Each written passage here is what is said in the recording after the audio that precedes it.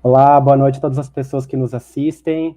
É com muita alegria que damos início ao nosso seminário online em alusão à Semana Catarinense de Conscientização à Dependência Tecnológica. Essa semana surge em alusão à Lei Estadual número 17.785 de 2019, Lei de Santa Catarina. E a primeira convidada, então, é Marlene Fengler, ex-deputada estadual por Santa Catarina, coordenadora da Escola do Legislativo, graduada em Letras e pós-graduada em Políticas Públicas pela Fundação Internacional Ibero-Americana de Administração e Políticas Públicas na Espanha, e ela é autora da lei que dá alusão a essa nossa semana. A nossa outra próxima convidada é Rosiane Bernard, psicóloga, psicopedagoga, mestre e doutoranda em Educação, Políticas Públicas na Universidade Tuiuti do Paraná, conselheira técnica do Instituto de Tecnologia e Dignidade Humana e representante desse mesmo instituto em Santa Catarina. Boa noite. Nosso próximo convidado é Célio Alves de Oliveira, presidente do Conselho de Educadores da Escola de Pais do Brasil, graduado em Filosofia, Pedagogia e Direito, mestre em Antropologia pela URGS e Direito pela UFSC, master em Mercado e Direito pela Universidade Pablo de Olavide, em Sevilha, Espanha. Uma boa noite, Célio. Nosso próximo convidado é Ítalo Fogaça, de Tubarão, empreendedor e escritor dos livros Vício do Século e 10 Razões para Manter Seus Filhos Longe da Tela. Boa noite, Ítalo. Nossa próxima convidada, a doutora Catarina Marques, médica, pediatra, psicóloga, especialista em adolescência, em terapia familiar, em terapia cognitiva, comportamental e em psicologia positiva. Boa noite, doutora Catarina. E Márcia Fiates, de Florianópolis, pedagoga com pós-graduação em orientação educacional e formação em psicopedagogia clínica. Sejam todos e todas muito bem-vindos. Então, vamos dar início, passando a palavra para Marlene Fengler. Uma boa noite, Marlene, seja muito bem-vinda. Boa noite, Fabiano. Boa noite a todos os colegas aí que aceitaram o convite de participar desse debate hoje. Muito obrigada pelo convite, Fabiano, né, pela Slowphone. Acho que esse é um momento ímpar de a gente discutir um tema extremamente importante e que a sociedade ainda discute muito pouco. Quero aproveitar para cumprimentar a todos que nos acompanham, né, pelas redes sociais da Assembleia Legislativa, aqui da Escola do Legislativa, toda a equipe aqui da escola que está nos ajudando aí nessa webinar hoje à noite, e dizer que, como sou a primeira a falar, eu queria falar um pouquinho da motivação, por que eu apresentei esse projeto de lei, e obviamente muito feliz hoje por nós estarmos aqui discutindo esse assunto que eu considero extremamente importante. Eu sou mãe de um adolescente, né? Quando eu apresentei o projeto de lei, ele ainda era pré-adolescente, hoje já adolescente, e no convívio, né, em casa, eu comecei a perceber, obviamente, como a grande maioria dos jovens, aliás, dos adolescentes e pré-adolescentes, na época dele, começaram a usar muito as tecnologias, né, a rede social, e comecei a me preocupar com isso. E eu conversava agora um pouco antes aqui com uma colega de trabalho aqui, que o dia decisivo foi um dia que eu fui almoçar num restaurante e eu olhei ao meu redor, era um domingo, e aí tinham várias famílias almoçando. E todas as crianças estavam com os seus laptops ou então com os seus celulares, né? Não tinha barulho de criança, tinha um monte de criança, mas nenhuma estava gritando, correndo, né? Não havia movimento de criança, que seria uma coisa natural, né? Num restaurante lotado de crianças. E aí, né, a percepção foi óbvia, né? Que todas elas estavam, né? Os pais almoçando ou também no celular, e as crianças não estavam incomodando, né? Porque estavam aí nos seus celulares. E eu olhei para aquela cena e comecei a pensar no que a gente poderia fazer, de que forma a gente poderia abordar esse tema, ou enfim, eu era então deputada estadual, recém-eleita, e comecei a pensar de que forma eu poderia contribuir como mãe, como cidadã, né, para chamar a atenção sobre esse tema. E aí fui buscar algumas informações, fui ver que tinham pesquisas, já haviam pesquisas sobre isso, que inclusive já havia um nome para dependência digital, que eu sempre esqueço o nome, que é nanofobia, né? Não, nomofobia. E aí comecei a ver que realmente era uma questão muito mais séria do que aquilo que eu tinha visto naquele dia, e que tomei consciência de que realmente, assim, a tecnologia, ninguém discute, é extremamente importante, né? A gente consegue fazer, consegue trabalhar, consegue conversar com pessoas no mundo inteiro, consegue ter acesso a informações em tempo real, o uso saudável da tecnologia é muito importante, né? E é irreversível também na vida de todos nós, né?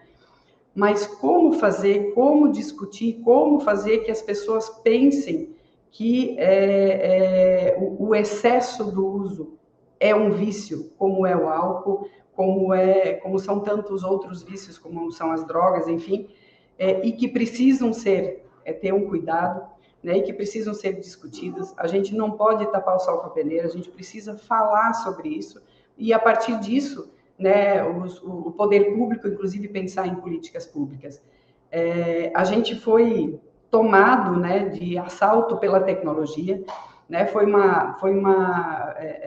um processo muito rápido, e a gente não teve condições nem de refletir sobre, a gente só começou a utilizar as redes sociais, enfim, a tecnologia de modo geral. E se nós adultos, que eu me considero também, e todos nós acho que somos, ou a grande maioria, tem pesquisas que mostram, né, que o número é altíssimo, né, das pessoas que não usam menos, não conseguem ficar mais do que 30% do seu tempo durante o dia longe de um celular. E se isso foi um processo tão rápido, se para nós adultos é um problema, imagina para as crianças que não têm o discernimento, que simplesmente recebem dos próprios pais um celular, um laptop, enfim, a tecnologia, e sem nenhum tipo de orientação, sem nenhum tipo de, na maioria dos casos, obviamente, usufruem daquilo que para elas, obviamente, é um prazer, é um passatempo, às vezes é o irmão, né, que elas não têm, o amigo que elas não têm, a família que acaba, né, hoje nos dias atuais, as famílias trabalham o dia inteiro, os pais trabalham, nós, né, eu me considero, me incluo, né, nesse grupo de pessoas que trabalham o dia inteiro, e a gente acaba aproveitando a facilidade que é a tecnologia, porque a gente acha que o filho que está lá no quarto, usando um celular, usando um laptop, usando, sei lá, a tecnologia de modo geral, está seguro ali. E, obviamente, a gente sabe que não é isso.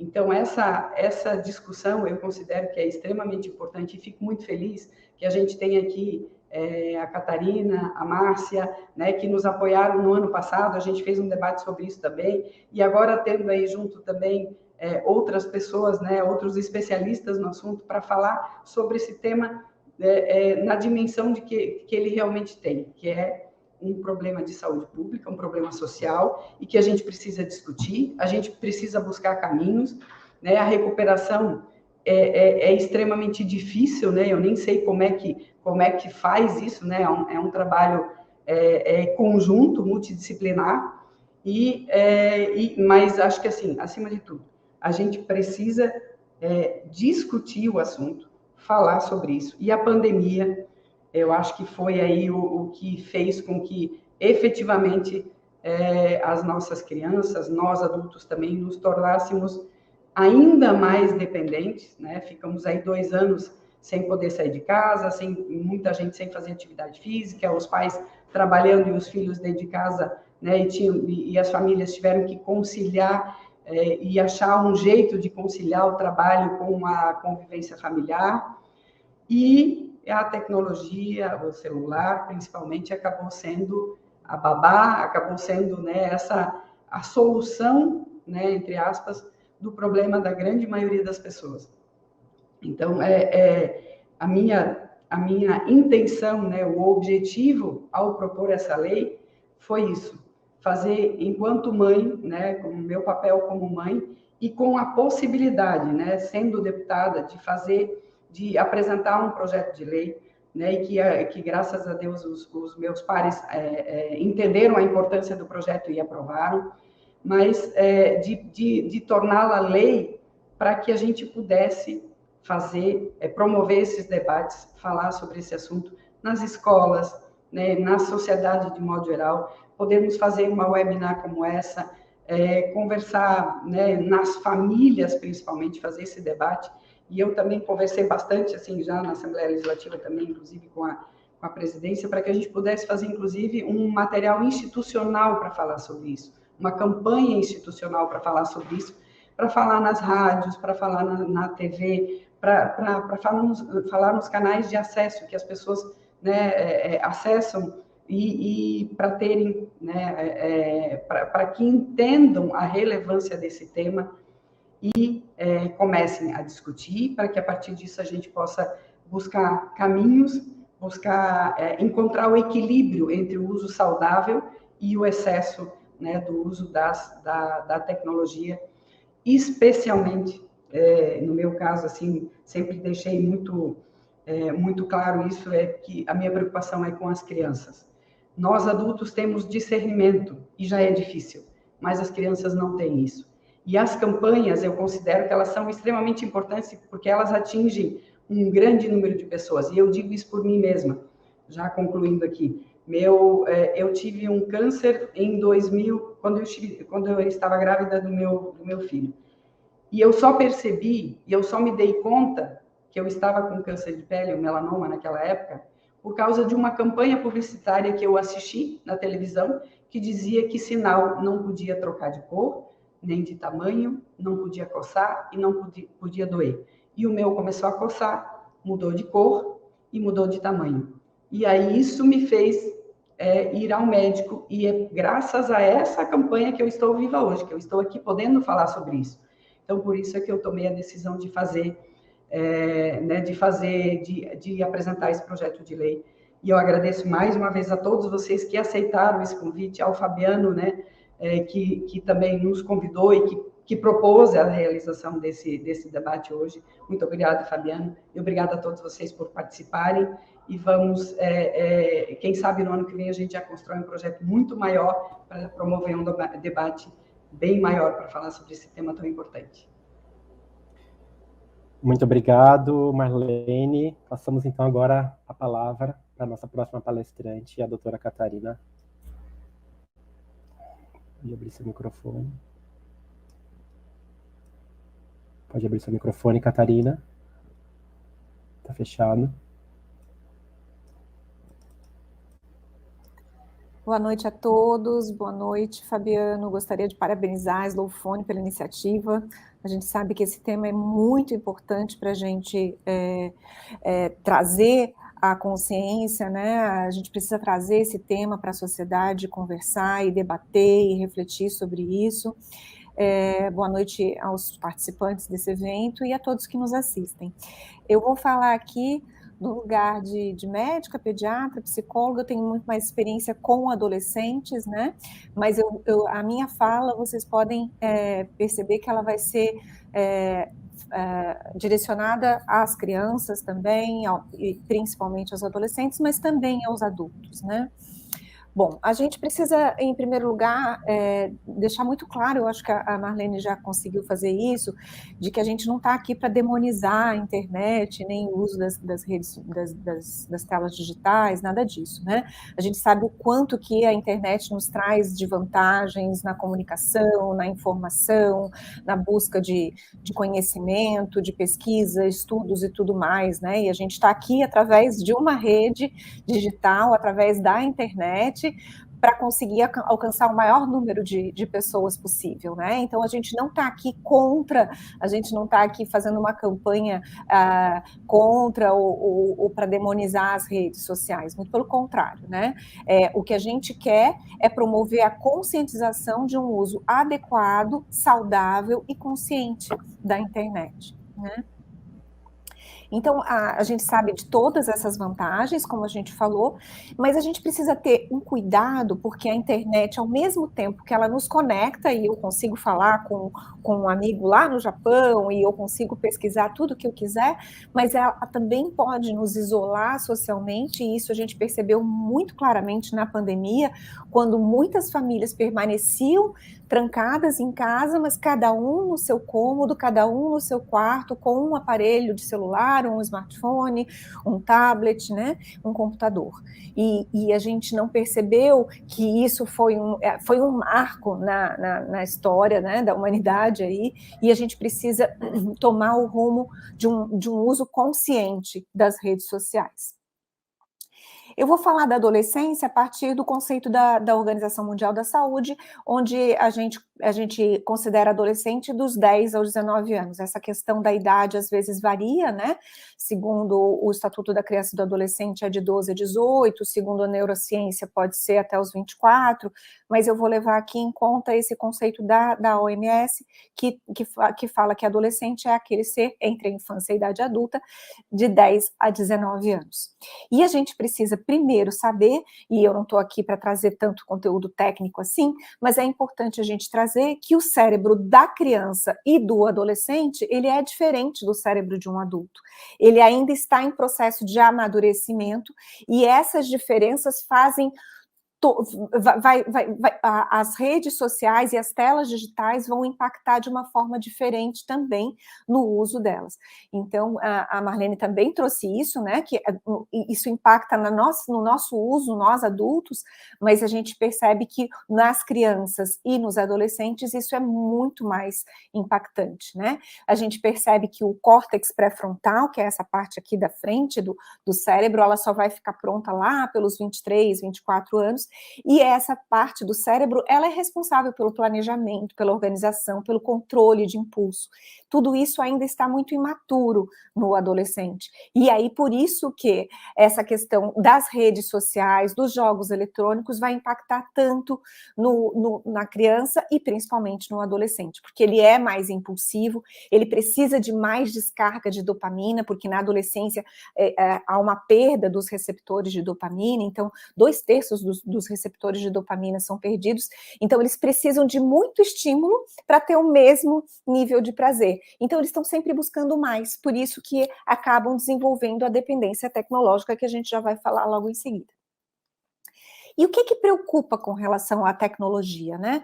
Preocupa várias coisas. Hoje a gente está aqui para falar principalmente da dependência tecnológica, mas a gente sabe que o phubbing, que é exatamente esse fenômeno de você estar ignorando, você está cercado de pessoas presencialmente, né? Você está num restaurante, você está com um grupo de amigos, mas cada um no seu celular, ignorando, esnobando a pessoa que está na sua frente. Acho que todo mundo já passou por essa experiência e sabe o quanto que é ruim, né? A gente se sente invisível na frente do outro, né? A questão da pedofilia é uma questão muito importante na internet. O sexting, né, que são o envio de mensagens de texto com conteúdo sexual, o cyberbullying, né, que então é o bullying praticado nas redes, e é muito importante a gente fazer esse processo de conscientização com as nossas crianças, nas escolas, com os nossos adolescentes, e isso a gente sempre fala, né, que a internet não tem borracha, então uma vez que você coloca na internet, você não consegue mais tirar, e aí a gente percebe muitos casos de cyberbullying, casos graves, e que tem uma repercussão muito grande depois, né, o uso inadequado e dos videogames, né, principalmente por meninos, a gente percebe que as meninas utilizam mais as redes sociais e os meninos mais os videogames. Aqui eu trago duas siglas, né, técnicas, que é o FOMO e o FOBO, que é o Fearing of Missing Out e o Fearing of Better Opportunities, que são relacionadas a essa sensação de que a gente está perdendo alguma coisa. Então, eu estou numa festa, mas eu estou vendo aqui os stories do meu amigo que está numa outra balada e eu devia estar na outra balada, eu estou perdendo uma outra oportunidade, e isso traz uma ansiedade muito grande no adolescente, ele nunca acaba ficando presente no momento que ele está, né? Então, essas siglas, elas têm relação a isso. E a própria dependência tecnológica, que a gente vai falar um pouquinho mais, então, porque esse evento é relacionado a ela. Aqui eu trago uma pesquisa de 2015, ela já é um pouco antiga, mas eu achei importante a gente trazer, porque ela traduz aqui o quanto que a internet é utilizada para algumas causas não tão nobres, né?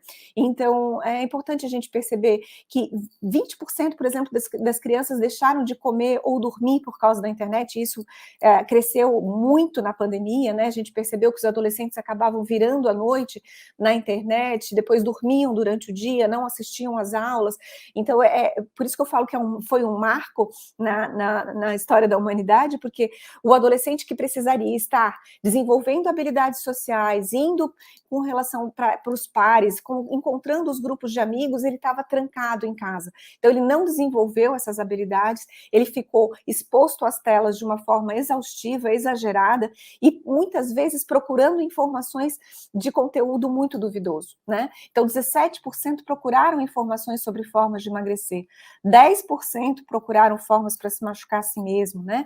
8% relataram formas de experimentar ou usar drogas, até mesmo de cometer suicídio, 7%, né? E 77% dessas crianças e adolescentes entrevistados, eles falaram que eles enviaram mensagens instantâneas ou usam as redes sociais quando eles estão sozinhos. E muitos pais não sabem o que está acontecendo nas redes sociais dos seus filhos. E isso é uma questão que a gente precisa conversar muito nos grupos de pais, nas escolas, porque a melhor forma dos pais saberem o que está acontecendo é que eles também acompanhem, que também estejam na internet, eles também têm que se mostrar interessados em qual tipo de jogo, qual é o tipo de videogame que o meu filho joga, é um jogo de tiro, é um jogo de estratégia, é de matar, é de sangrar, tem jogos hoje em dia extremamente realistas, extremamente violentos, né? E a gente precisa saber qual é o mundo que os nossos filhos estão navegando na internet. E aí a gente traz aí alguns prejuízos e danos à saúde que a internet, que os jogos online, que as redes sociais e os aplicativos de filmes, vídeos, podem causar quando são utilizados inadequadamente, né? Então, eles trazem uma dificuldade de socialização e conexão, e isso a gente está percebendo muito, né, nesse período pós-pandemia.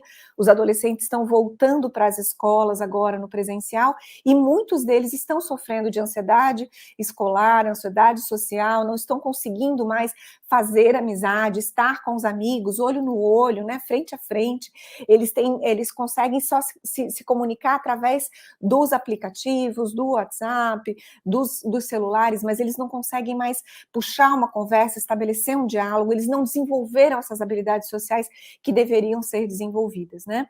A gente percebe também que alguns adolescentes apresentam algumas dificuldades escolares, aumento da ansiedade, aumentou extraordinariamente os níveis de ansiedade, de depressão nesse período pós-pandemia, os transtornos de sono, né, e alimentação, principalmente, o sedentarismo, porque o adolescente acaba ficando exposto muito tempo na frente das telas e acaba querendo comer alimentos cada vez mais processados e mais fáceis de comer, né, problemas auditivos, problemas de coluna, problemas posturais, enfim, e o compro e uso de drogas, e até mesmo o comportamento de autoagressão e suicídio. E volta e meia nós nos deparamos com essas brincadeiras, entre aspas, e desafios que são lançados online, que, né, há uns anos atrás teve a baleia azul, depois o Momo, e muitos desafios de asfixia que muitos jogos online acabam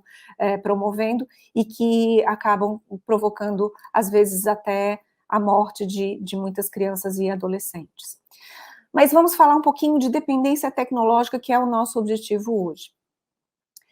A gente precisa ficar muito atento, porque hoje em dia, até mesmo no próprio manual de diagnósticos e estatísticos de transtornos mentais que a gente usa, né, que é o DSM-5, já está instituído o transtorno por jogo de internet. Mas a gente já sabe que também não só os jogos podem causar dependência, mas as redes sociais também, a pornografia online está aumentando muito, e até mesmo os smartphones. Então, a nomofobia, que é no mobile phone, né? Então, o medo de ficar sem o seu telefone celular, né? O paciente fica muito ansioso, muito agressivo, muito irritado quando não consegue ter acesso à internet. Então, foram criados alguns critérios para a gente conseguir fazer diagnóstico, mas eu gostaria de trazer aqui a necessidade de que, se você acha que o seu filho, a sua criança, seu adolescente está desenvolvendo uma dependência tecnológica, é importante você procurar um profissional capacitado que só ele vai poder fazer o diagnóstico adequado, né? Aqui a gente traz alguns pontos que é para os pais ficarem atentos e perceberem que os seus filhos podem estar se tornando dependentes na internet.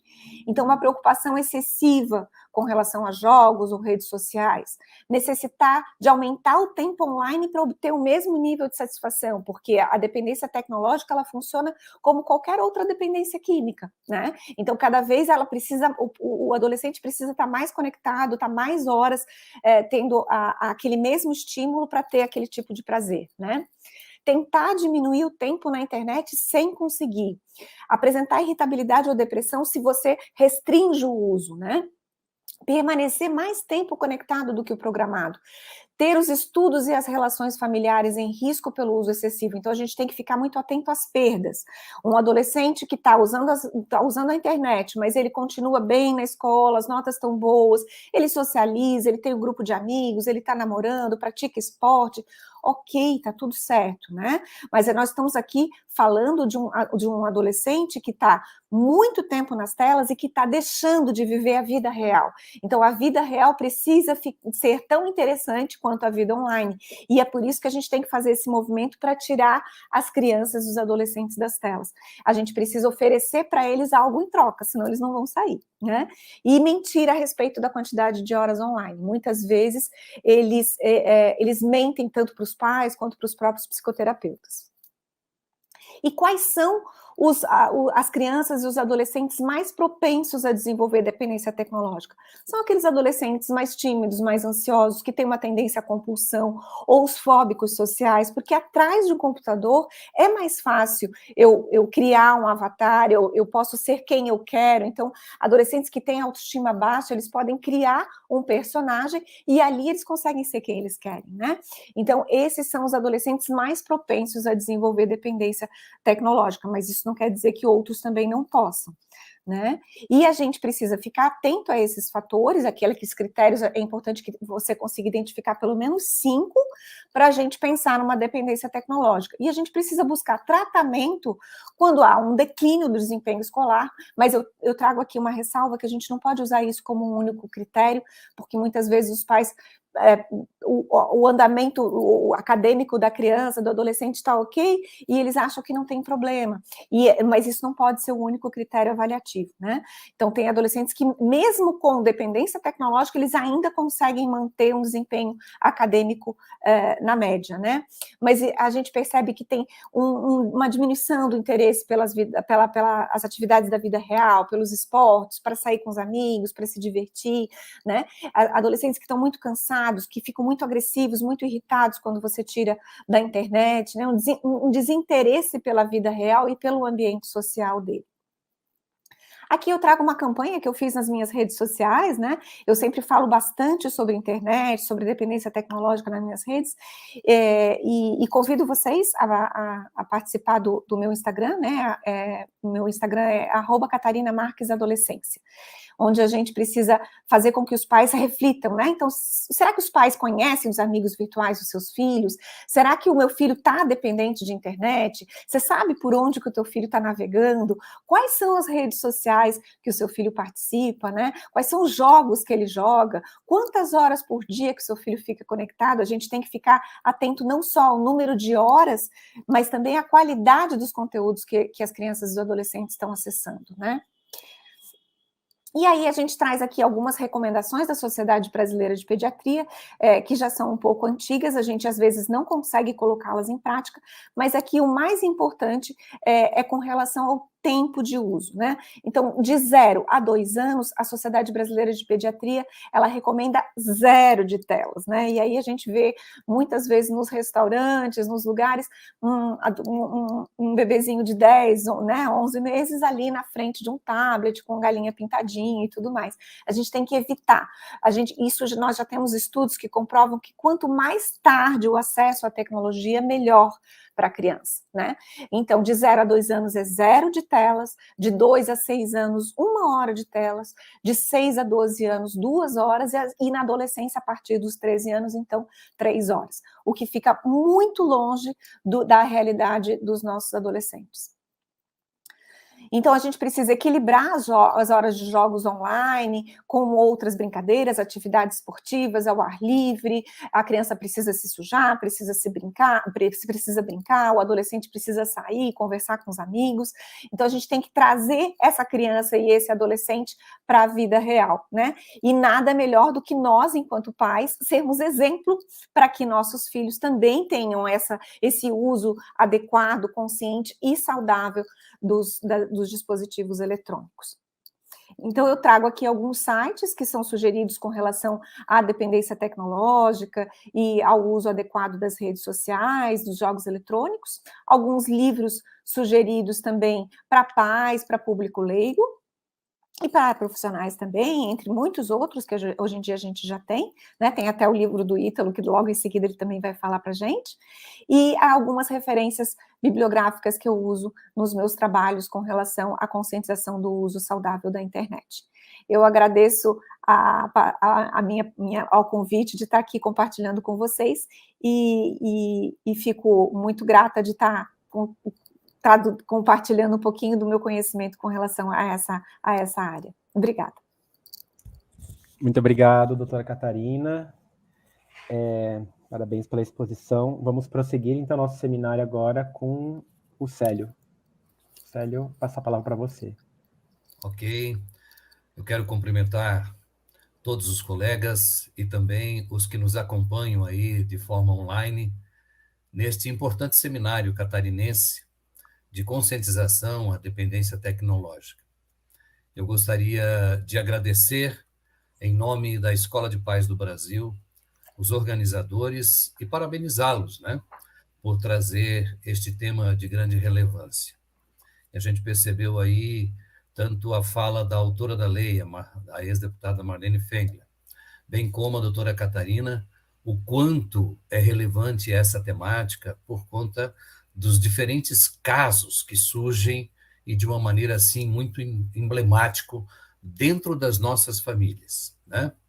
Então a relevância deste evento se dá justamente em atenção ao que dispõe a Lei 17.785 de 2019 no governo do Estado de Santa Catarina, onde se institui esta semana de conscientização, orientação, prevenção e combate à dependência tecnológica. É importante destacar de início, né, que as tecnologias elas apresentam diversas facetas.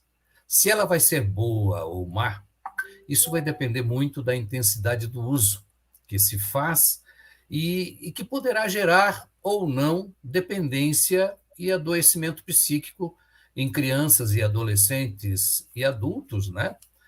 Como muito bem destacou a doutora Catarina, o que vai comprometer as relações familiares. E nós sabemos o quanto crianças e adolescentes, bem como os adultos, vêm acessando os diferentes caminhos virtuais, como já foi apresentado. Ocorre que tantas funcionalidades, né, e atrativos para a criança, adolescente e também nós, adultos, a gente acaba imergindo neste universo tecnológico. E manter o equilíbrio entre o uso consciente de aparelhos eletrônicos e a necessidade de estar conectado, como já disse, 24 horas por dia, é extremamente difícil.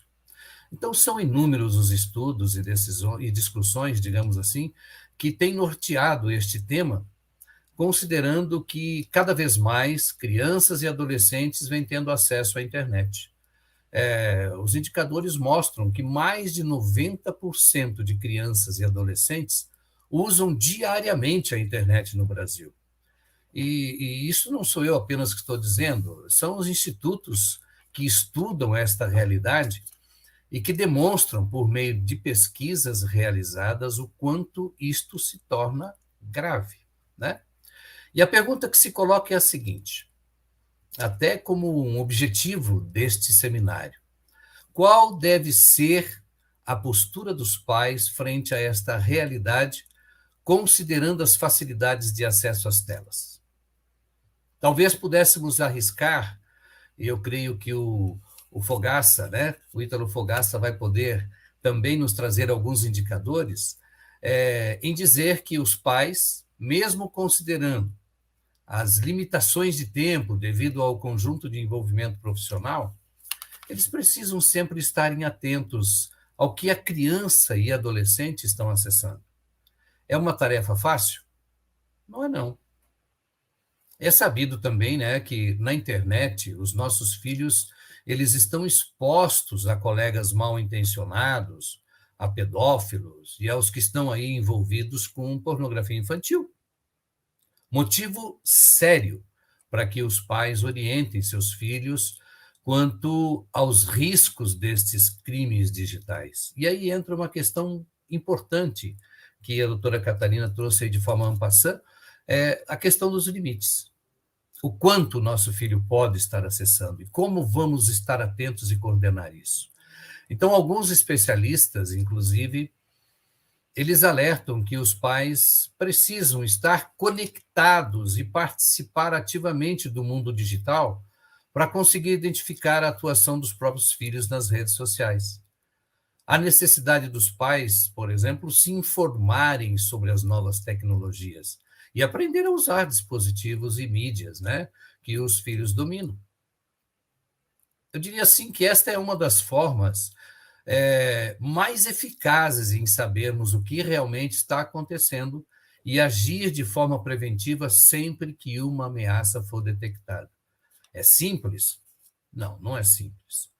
Então, eu estou querendo dizer que, com isso, que não se trata de ter uma postura autoritária e impositiva quanto ao tempo de uso da internet, mas, digamos, abrir, sim, um espaço de diálogo dentro da família, em sua lá cotidianidade, em momentos oportunos, para que as crianças e os adolescentes, né, mais principalmente as crianças, elas ganhem uma certa autonomia e aprendam o que pode e o que não podem fazer nas redes.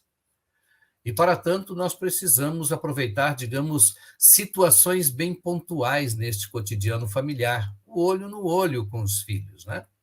Para criar esta aproximação afetiva, algumas delas, digamos, inegociáveis, como, por exemplo, a refeição em família sem presença de telas, porque é muito comum as famílias hoje se reunirem em torno de uma mesa e tem lá um celular, tem TV ligada, etc, etc. Outro momento valiosíssimo que a gente gostaria de destacar, e geralmente desperdiçado na correria do dia a dia, é o trajeto de casa para a escola e o retorno no final da aula. Vejam que estas são oportunidades de ouro para estreitar vínculos e poder identificar quando algo não anda muito bem, né? Então, como a gente já disse anteriormente, que a praticidade de resolver diversos problemas com apenas um clique é um dos fatores que prende as pessoas ao aparelho neste universo tecnológico, né? E o que leva a passar horas e horas conectadas. E mesmo sem perceberem, a dependência dessa tecnologia. Tornam-se dependentes. É inegável os benefícios das tecnologias. De fato, nós não estamos aqui para macular a imagem da tecnologia, em todos os seus mais variados desdobramentos. Porém, o uso excessivo traz consequências, sim, a níveis psicológicos e, com certeza, vai interferir consideravelmente nos relacionamentos entre as pessoas mais próximas em seu cotidiano, a começar pela família, né? E a Escola de Paz do Brasil, a nossa entidade, ela começou a discutir esses temas já no final da década de 90, quando ainda nós não tínhamos as redes sociais, né? E principalmente no tocante aos impactos da internet na vida em família. E a gente constata nos trabalhos voluntários que realizamos em escolas e outras entidades que as famílias apresentam hábitos, digamos, um pouco diferente de suas gerações passadas, né? Isso porque a presença, digamos, exagerada das tecnologias dentro dos lares, ela vem se caracterizando por um aumento no distanciamento entre pais e filhos. E isto faz com que se abale as relações saudáveis que se trocam no convívio, né, presente com os familiares e até mesmo os amigos, né, num convívio virtual e distante. E quais as consequências, nós poderíamos perguntar, que se depreende desta realidade? Foi já apontado a depressão, a ansiedade, problemas visuais, né, de vistas, problemas de postura e os diversos problemas de ordem psicológicos, né, que vão se instalando pouco a pouco dentro do nosso contexto familiar em decorrência do uso excessivo da tecnologia. E este adoecimento e os sintomas caracterizados como uma dependência, elas são relacionados, né, a como se fosse um vício. E eu quero crer que todos aqui temos acompanhado o aumento das ocorrências em clínicas e hospitais de crianças, adolescentes e adultos completamente transtornados pelo uso excessivo de algum artifício tecnológico, nos quais os sintomas e dependência muitas vezes também promove o suicídio na adolescência. E esses sintomas, eles são muito similares ao vício de drogas, né, como a maconha, a cocaína, o álcool, essas questões a doutora Catarina já trouxe com muita propriedade. Por isso, já caminhando até para o encerramento da minha fala, eu gostaria, mais uma vez, de destacar a importância e relevância deste seminário, parabenizar a ex-deputada Marlene Fengler, né?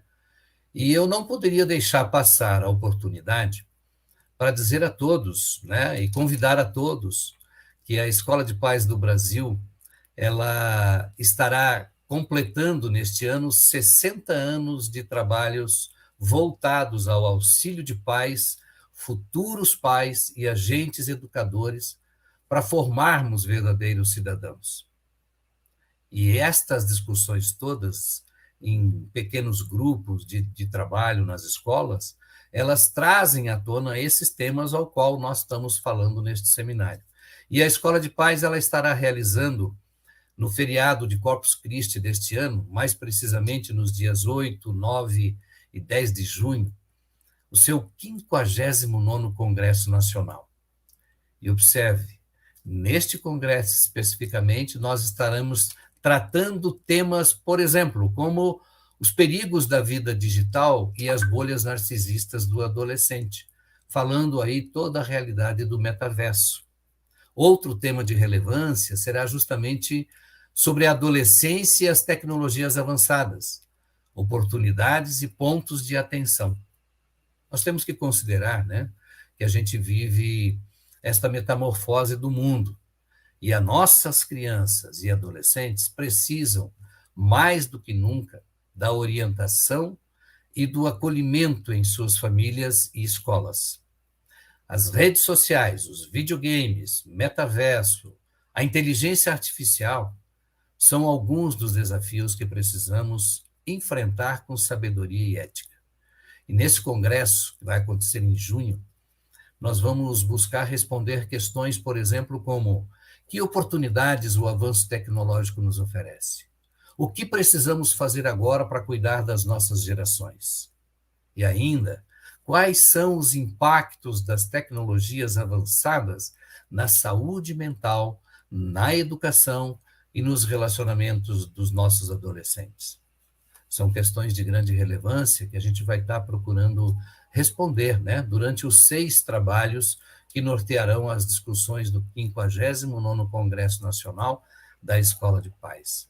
Eu diria a todos vocês que nos acompanham, fiquem atentos à divulgação por meio dos canais virtuais, Instagram, próprio YouTube, Facebook, até mesmo o e-mail. Eu diria, se inscrevam, tá? Será uma oportunidade a mais de discussão na mesma linha de preocupação que dispõe esta lei estadual. Por isso, a Escola de Paz do Brasil agradece muito a oportunidade em participarmos deste evento. E caso alguém queira conhecer melhor nossa entidade, tá? Vamos fazer aqui um merchan, né? Basta acessar lá www.escoladepaz.org.br e nos colocamos ao dispor aí, Fabiano, no momento dos debates. Muito obrigado. Obrigado, Célio, pela sua exposição. E agora nós prosseguimos com a Rosiane Bernardi. Boa noite, Rosiane, a palavra está com você. Boa noite a todos.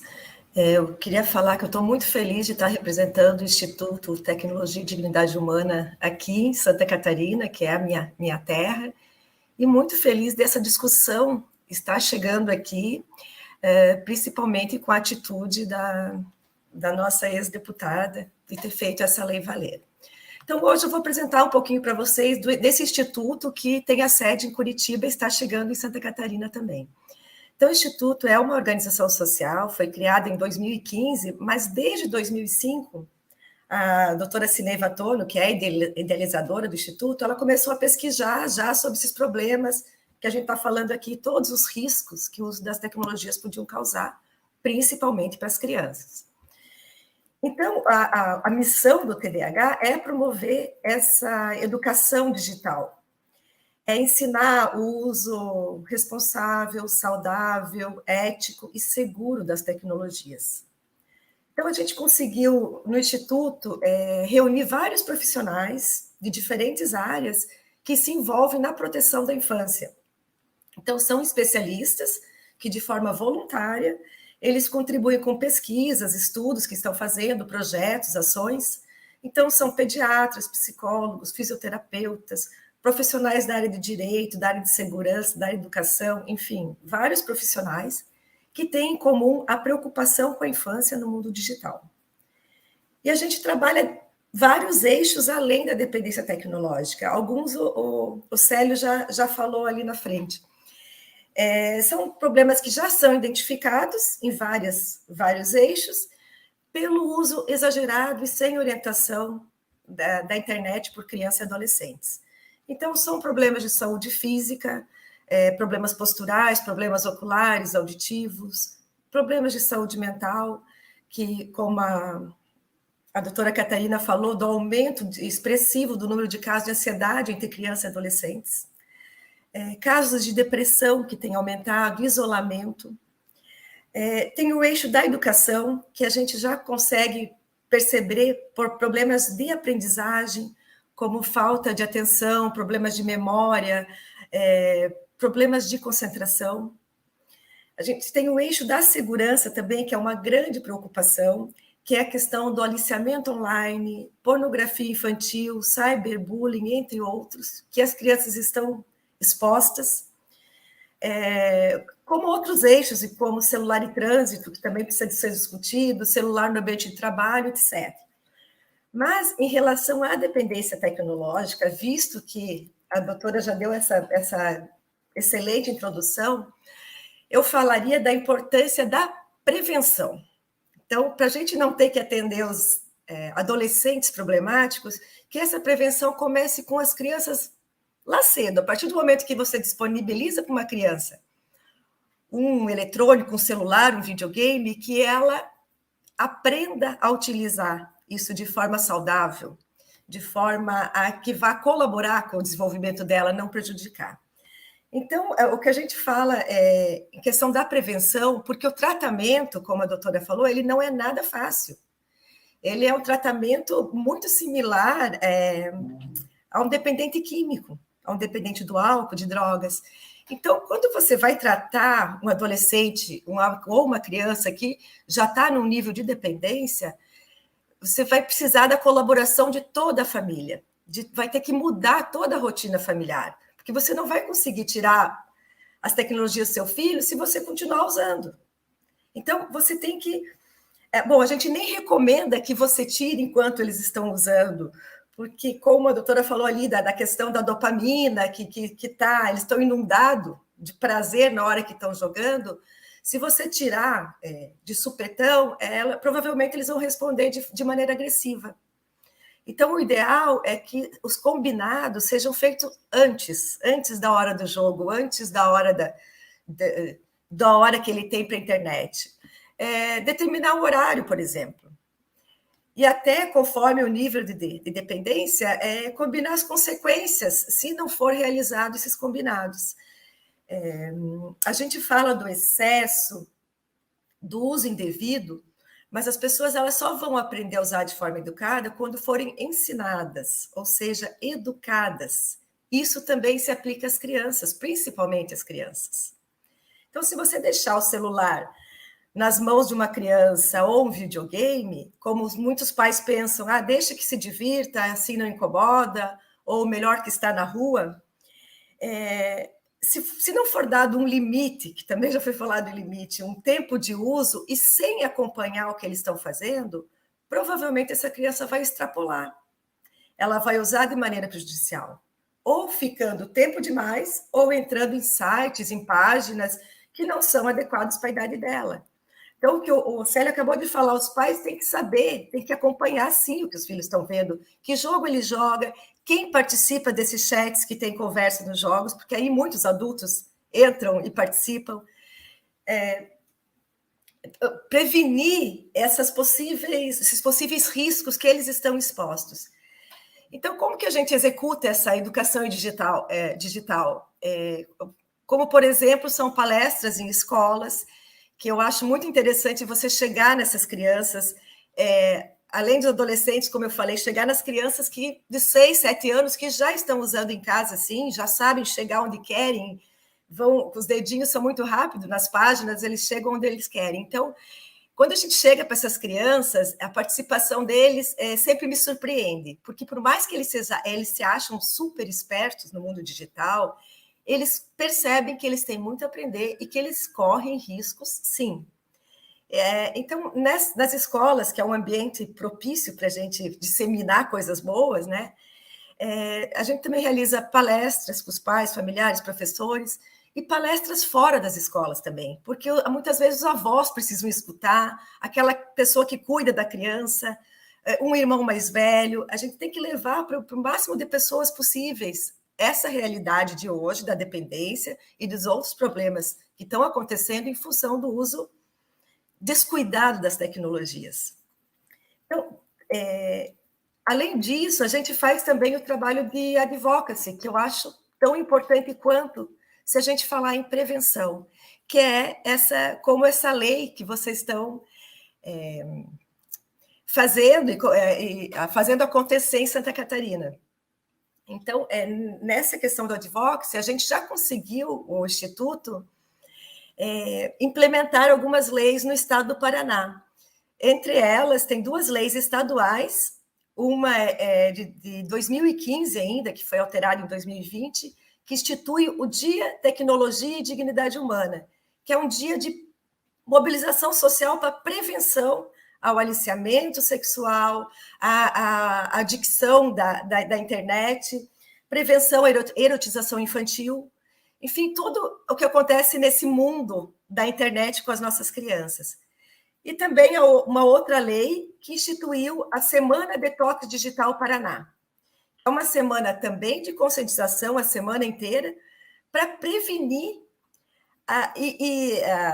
todos os malefícios e propor uma desintoxicação. Então, naquela semana, tentar usar o celular, o computador, o mínimo possível. E esse detox digital são propostas bem interessantes, as ações que acontecem, para as famílias. Então, a gente incentiva essas famílias a fazerem programas diferentes. Então, essa semana do ano, a gente vai fazer os programas que a gente nunca mais fez ou nunca realizou. Por exemplo, passeios ao ar livre, piqueniques, deixar o celular de lado mesmo, nem fotos precisam ser tiradas esse dia, para ver que não é só aquela criança ou adolescente, que os pais também eles fazem um uso exagerado disso, que não é necessário. Então, o Instituto ele consegue tudo isso com parcerias importantes que ele tem. Um exemplo aqui, que eu sei que o Célio está representando a Escola de Pais do Brasil, a gente tem uma parceria importante com a Escola de Pais, no Paraná com a OAB Paraná, com a Universidade Federal do Paraná, a Universidade Tecnológica Federal do Paraná, com várias universidades. Universidade é muito importante a gente chegar nesses futuros profissionais, futuros pais, futuros professores. Enfim, a Federação Amor Exigente, que também tem um trabalho bonito. Enfim, a gente está sempre aberto a construir parcerias com instituições ou com pessoas que tenham como objetivo a proteção da infância no mundo digital. Então, eu vim aqui mais para trazer o Instituto e me colocar à disposição, colocar o Instituto à disposição, para que a gente possa trabalhar juntos em Santa Catarina também. Para a gente é muito feliz todas essas parcerias que estão acontecendo, a gente está muito feliz com isso.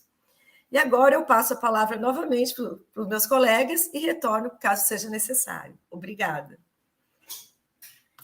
Muito obrigado, Rosiane. Então, agora nós damos prosseguimento com o Ítalo Fogaça. Com você a palavra, Ítalo.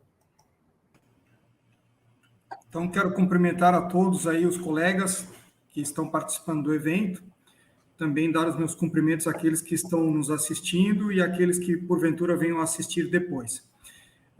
Falando um pouco aqui do meu trabalho e da minha participação no evento aí com os colegas hoje, tudo nasceu a partir desse livro chamado O Vício do Século, que foi um livro que eu lancei há mais ou menos uns 2 anos e meio, que diz como o celular e as redes sociais podem estar destruindo sua vida e seu futuro sem que você perceba.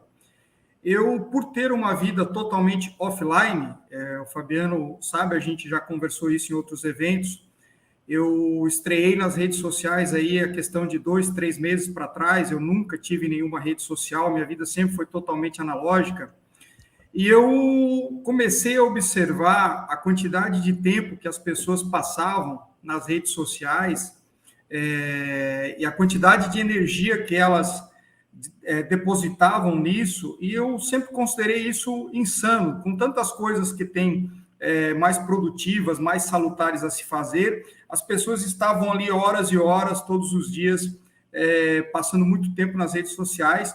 Então, eu decidi, como uma contribuição, uma reflexão sobre esse tema, escrever o livro O Vício do Século, que é um livro que trata aí dessa temática do quanto todos nós estamos viciados em tecnologia, alguns em um grau menor, outros em um grau maior. Eu não tinha a intenção do meu segundo trabalho, que é esse livro chamado 10 Razões para Manter Seu Filho Longe das Telas, dá para ver aí, mas eu, a partir das pesquisas para o Vício do Século, eu percebi que realmente quem estava em maus lençóis, como falou aí a ex-deputada Marlene, eram as crianças. Então, como esse menino que está na capa é meu filho, né? Então, eu estou aí nesse desafio também agora que vem pela frente, a educá-lo nessa era tecnológica, nessa era digital. Então, realmente, eu decidi fazer esse segundo livro no intuito de chamar a atenção dos pais, apesar de eu ter lido muitos livros de autores, de psicólogos, educadores, neurocientistas, livros técnicos sobre o assunto. Eu escrevi um livro com uma linguagem mais de pai para pai, como se fosse uma conversa de um pai que tem um conhecimento um pouco mais profundo do tema, para outro pai que talvez coloque um celular ou um tablet na mão de uma criança precocemente, achando que aquilo está inserindo o filho na era da tecnologia, e às vezes até o pai se sente feliz, olha como já sabe acessar o vídeo ali da galinha pintadinha, do YouTube e tudo mais, sem saber que aquilo ali está causando um dano, um atraso no desenvolvimento cerebral do seu filho. A gente tem aí diversos dados, né, uma vasta pesquisa científica aí à disposição de quem quiser depois se aprofundar no assunto, mostrando que essa exposição às telas, ela realmente causa um retardo nas nossas crianças, né? As nossas crianças, elas estão demorando mais para aprender a falar. As nossas crianças não estão conseguindo mais desenvolver habilidades que nós, como seres humanos, levamos milhares e milhares de anos para desenvolver. Então, eu vejo isso com grande preocupação, trazendo alguns dados aí para a nossa conversa de hoje. Nós temos, na década de 80, um psicólogo norte-americano chamado James Flynn, que fez um estudo e mostrou que a cada geração nos Estados Unidos, pode ser replicado para o resto do mundo, na minha opinião, havia um incremento de QI. A mais ou menos a cada 25 anos, havia um pequeno incremento de QI, que eu entendo que é natural do desenvolvimento aí da espécie humana. E pela primeira vez na história, agora, nós temos a geração atual com QI inferior à geração passada. Então, isso, para mim, só esse dado já é um dado extremamente alarmante, porque mostra que nós estamos na contramão, indo a um retrocesso como espécie, né? E eu entendo que essa exposição massiva às tecnologias, essa exposição massiva que as nossas crianças estão sofrendo, elas estão diretamente ligadas a esse retardo. Além dos prejuízos que foram muito bem colocados aqui pela doutora Catarina, pelo Célio também, da questão emocional, da questão do bem-estar emocional e psíquico das nossas crianças, dos adolescentes, ao passo que, se nós pegarmos de 2014 a 2020, o número de suicídio entre adolescentes de 11 a 20 anos dobrou. Não é por acaso, na minha opinião, que esse período é exatamente onde nós tivemos aí um boom das redes sociais. Então, como a doutora Catarina bem colocou, o nosso cérebro ele vai estar totalmente maduro, né, por volta dos 25 anos de idade. Então, como é que um adolescente de 11 anos, 12 anos, ele vai conseguir assimilar que ele, às vezes, está em casa estudando, porque é necessário estudar, e enquanto os amiguinhos estão lá numa festa, ou se divertindo, ou coisa do tipo. Então, tudo isso está causando um grande prejuízo emocional, psíquico nos nossos adolescentes, nas nossas crianças. Eu entendo que essa questão que o Célio colocou, dessa conversa olho no olho, ela é fundamental. Nós, como pais, educadores, nós não podemos terceirizar a educação dos nossos jovens à tecnologia, à internet, senão pagaremos um alto preço no futuro próximo com relação a isso, tá? Entendo também que, como a Rosiane bem colocou, a prevenção é muito melhor do que o remédio, ou seja, prevenir. Queria também deixar um dado aqui para reflexão aí das pessoas que vão estar nos assistindo, que estão nos assistindo, que posteriormente nos assistirão, que os filhos dos gurus da tecnologia não têm acesso à tecnologia precocemente. Então, um dado interessante, os filhos do Bill Gates ganharam celulares e smartphones com 14 anos de idade. Quando o Steve Jobs apresentou o iPad, ele foi questionado por um repórter do The New York Times sobre o quanto os filhos dele deveriam amar o iPad, porque, afinal, era uma novidade bastante interessante, bastante sedutora. E ele falou, não, em casa nós não permitimos que os nossos filhos acessem a tecnologia. Então, essa reflexão, se eles, os gurus da tecnologia, que entendem do assunto a fundo, eles não permitem que os filhos usem precocemente, excessivamente as telas, por que nós aqui do outro lado deveríamos fazer diferente?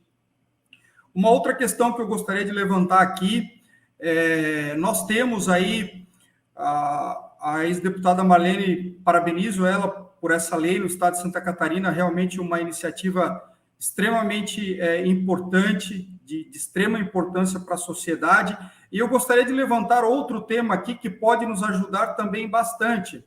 Nós temos um problema muito grave hoje, que é essa questão dos perfis falsos na internet.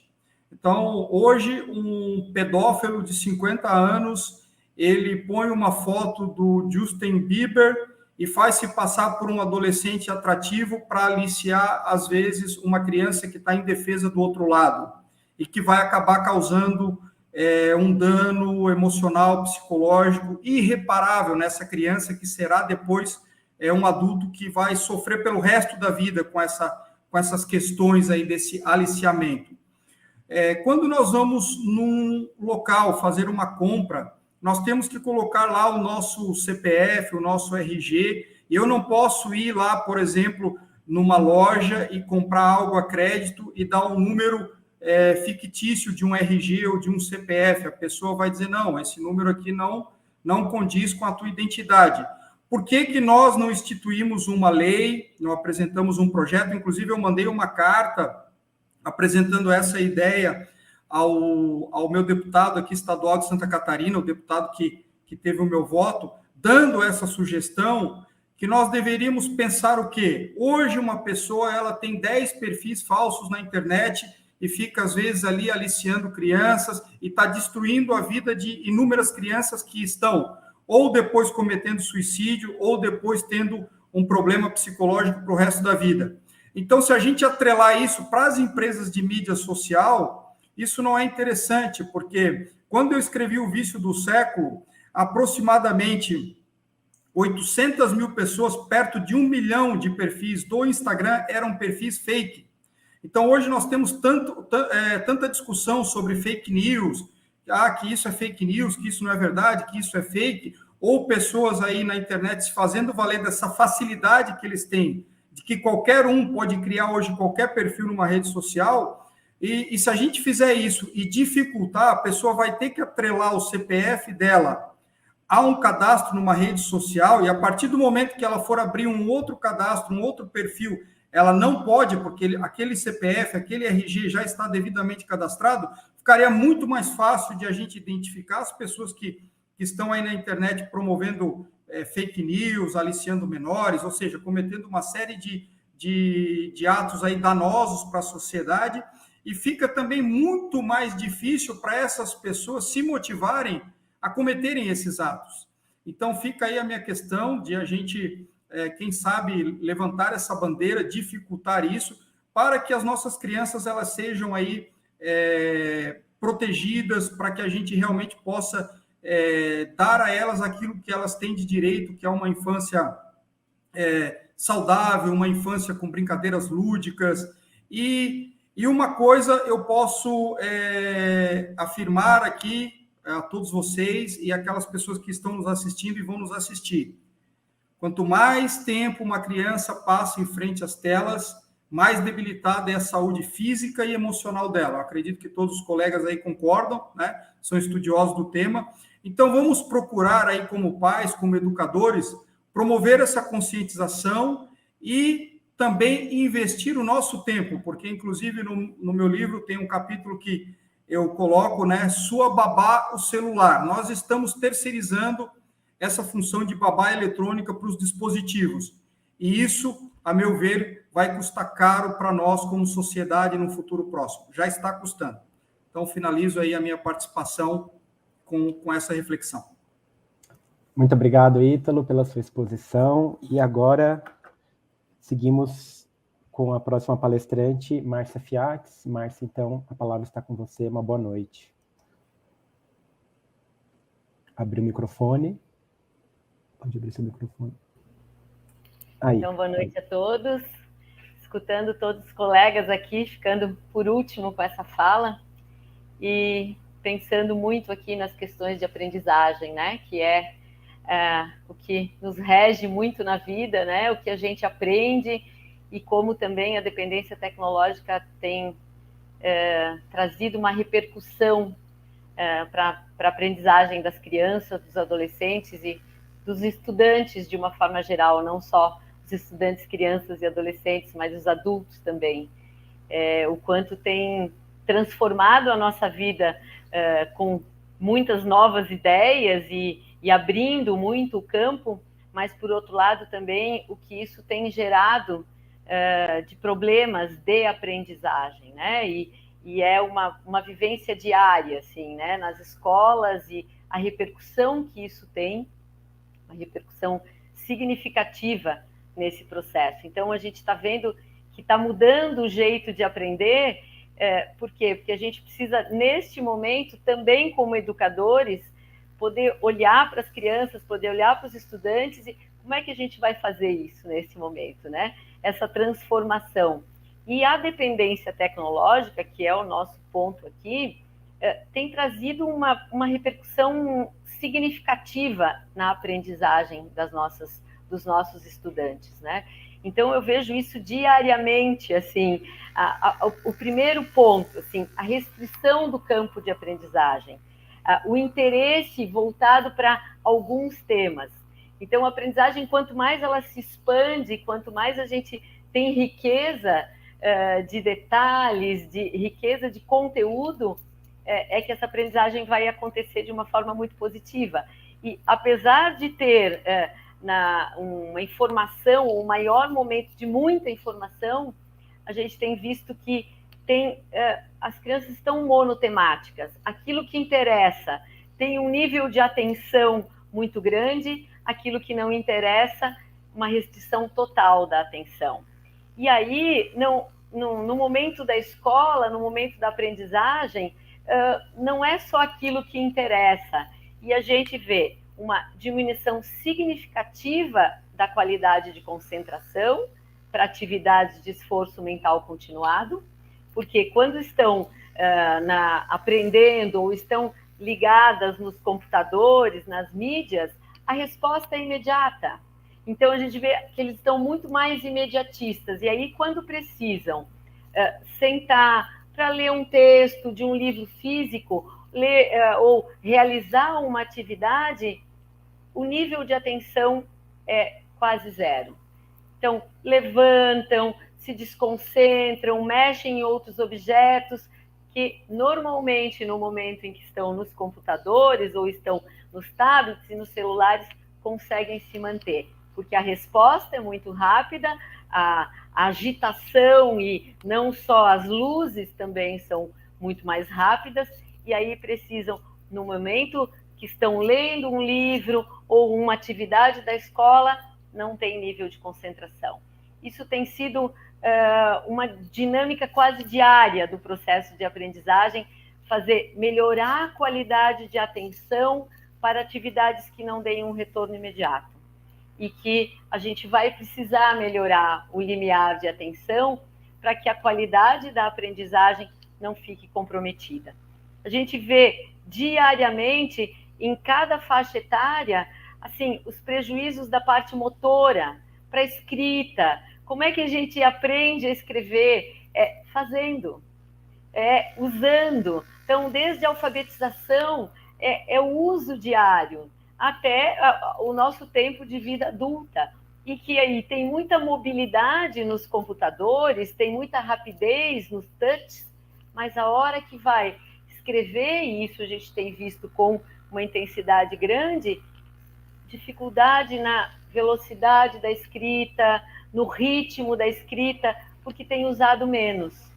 Leitura, outra questão que aparece, o prejuízo no desenvolvimento de um raciocínio, no raciocínio de interpretação e análise e síntese, que é operar, que é pensar, que é discutir, porque essa troca, essa aprendizagem se faz no momento em que está discutindo, que está trocando, que está concordando, que está discordando.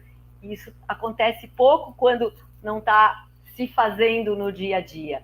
Então, a gente olha para isso e pensa, nossa, como é que a gente faz? Porque é um grande desafio ser interessante esses assuntos de uma forma real e não só a forma virtual que está acontecendo, né? Vemos a dificuldade com a gestão de tempo. Por quê? Porque o tempo passa muito rápido quando estão conectados e ficam durante muito tempo, e no momento aí que precisa ficar em atividades que demoram um pouco mais e que não dão esse retorno imediato, ficam por muito pouco tempo. Se perdem no tempo quando estão conectados, mas na hora que precisa ter a organização de quanto tempo eu já estou nessa atividade, quanto tempo falta de atividade que eu tenho que fazer, não tem mais essa organização. Então, tem um prejuízo na gestão temporal, nas rotinas, nos hábitos, quando estão com essa dependência tecnológica. E isso a gente está vivendo diariamente e a gente precisa, de novo, voltar para todos esses processos que a gente conversou e que todos os colegas colocaram, de fazer o básico, de ter horário para as atividades, de ter horário para a atividade da tarefa, de ter horário para brincar, de ter horário também quando vão fazer os jogos. Não que não possa fazer, mas voltar a ter uma rotina de atividades lúdicas para que esse prazer volte a existir. Porque a aprendizagem se dá na troca, se dá na vivência, se dá na relação.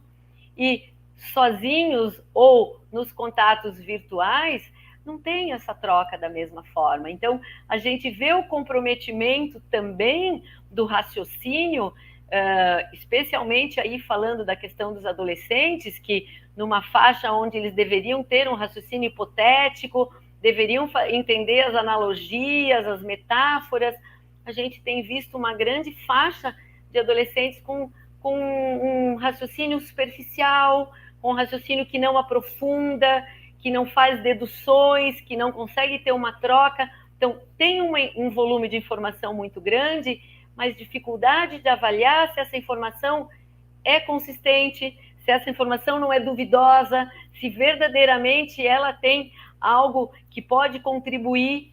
E isso a gente faz usando, a gente faz discutindo, a gente faz na troca. Então, para a gente poder voltar a ter um desenvolvimento cognitivo numa média, como o Ítalo falou da pesquisa, de que a gente tem um retrocesso das nossas capacidades, né? A gente precisa estar fazendo isso, a gente precisa estar discutindo, a gente precisa estar trocando, a gente precisa estar ponderando, a gente precisa que eles façam isso também.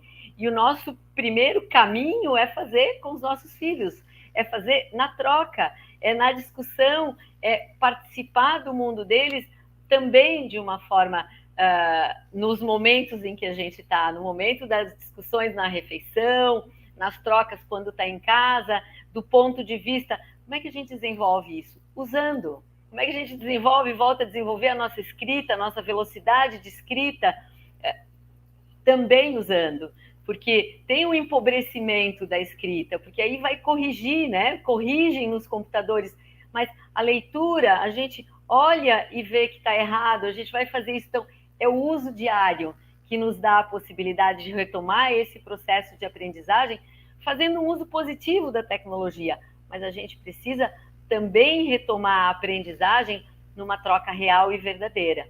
Então, a discussão que a gente está fazendo é o que a gente precisa fazer no dia a dia da nossa vida dos nossos estudantes, no uso prático, para que a gente consiga resgatar o vínculo com a aprendizagem, para que diminua esse imediatismo por coisas que são muito rápidas e que muitas vezes pouco profundas ou com pouco aprofundamento, para que a gente possa também fazer um uso saudável da tecnologia.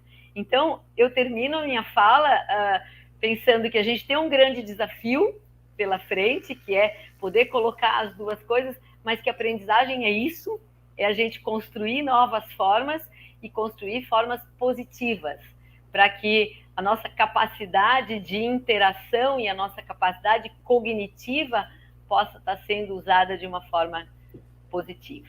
Então, acho que era isso. Muito obrigada. Muito obrigado, Márcia. Antes de a gente passar para as perguntas, eu gostaria de fazer umas pequenas contribuições aqui da nossa experiência, do nosso estudo, né? Eu acho que, apesar de a gente ter falado bastante aqui da relação de pais e filhos, né? A gente sabe que as crianças absorvem o nosso comportamento, não a nossa fala, né? Então, elas vão absorver como a gente se porta, não o que a gente fala. Então, a gente precisa primeiro começar em nós, adultos, esse uso saudável das tecnologias, né? E é muito diferente usar uma tecnologia do que estar viciado numa tecnologia. E essa semana de conscientização, ela se refere a essa segunda situação. Usar a tecnologia é muito interessante. A tecnologia veio aí para somar, você consegue chamar um veículo por aplicativo, você consegue usar um mapa, você consegue mandar uma mensagem, fazer uma chamada de vídeo. a gente não está falando aqui de usar a tecnologia, a gente está falando de uma situação chamada estar viciado numa tecnologia. Dependência tecnológica é isso, né? Então, parece que, historicamente, estamos vivendo um glamour com essas tecnologias, que elas são muito recentes.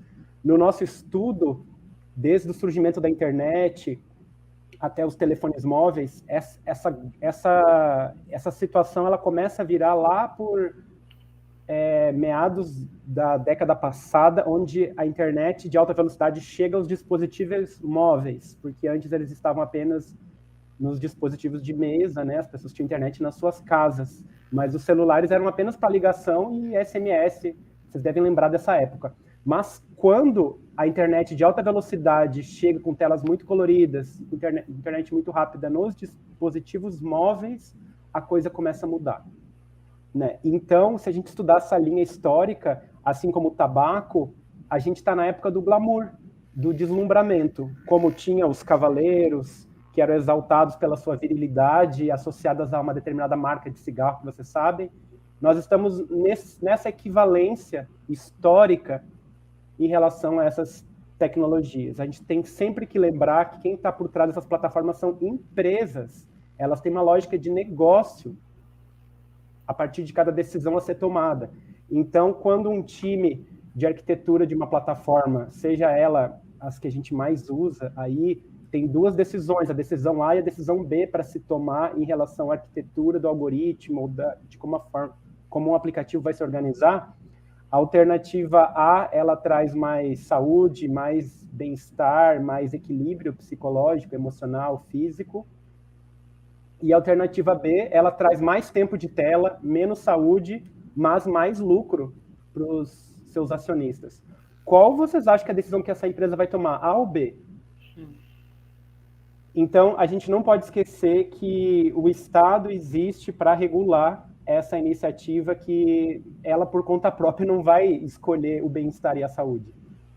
Se ela tem a opção A, que traz mais saúde, e a B, que traz menos saúde e bem-estar, mas que dá mais lucro, aí que a gente precisa de leis, a gente precisa de regulamentação para que a saúde seja lembrada, né? É uma indústria trilionária, né?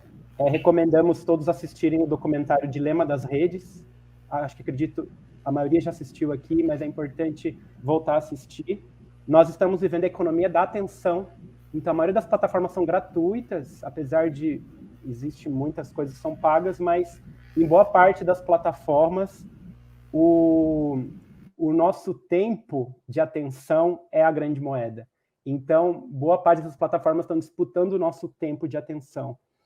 E a gente não deve ter esse discurso de hiperresponsabilizar o indivíduo, né? Ah, porque você não tem disciplina, você não consegue, você é viciado. E existe, sim, uma responsabilização da plataforma.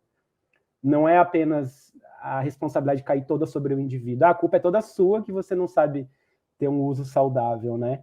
E como o Ítalo falou, por que será que os grandes CEOs dessas grandes big techs, né, essas empresas do Vale do Silício, elas não disponibilizam para os seus próprios filhos aquilo que elas vendem?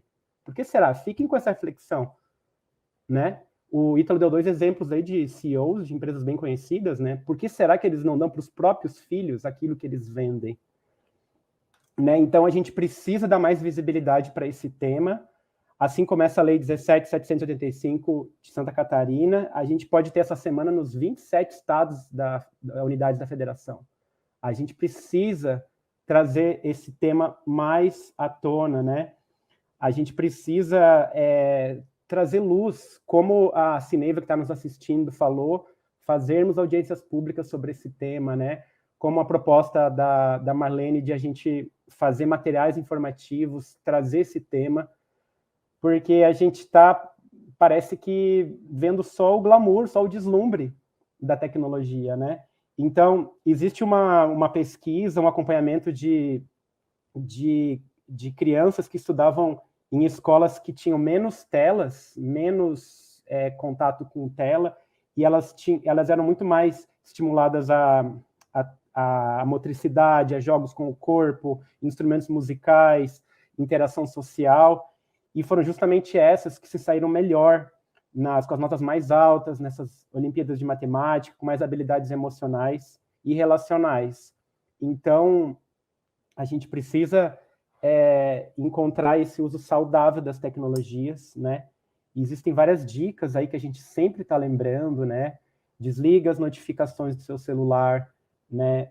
Coloca os aplicativos que você sente que tem mais tendência a ser compulsivo na terceira, quarta, quinta tela, né? Tem gente que gosta de desligar o roteador Wi-Fi à noite, usar o modo avião, deixar o celular longe do corpo em muitas situações, respeitar esse momento sagrado da refeição, né? Criar esse hábito, porque se você, como adulto, parar de usar o celular nas refeições, é muito provável que as crianças que estiverem perto vão absorver esse comportamento, né? Como eu falei no início, elas vão absorver seu comportamento, não o seu discurso. Então não dá para fingir, tem que ser de verdade. Então começa com nós adultos, né? E é desafiador. Hoje é desafiador demais. As plataformas estão muito próximas de nós.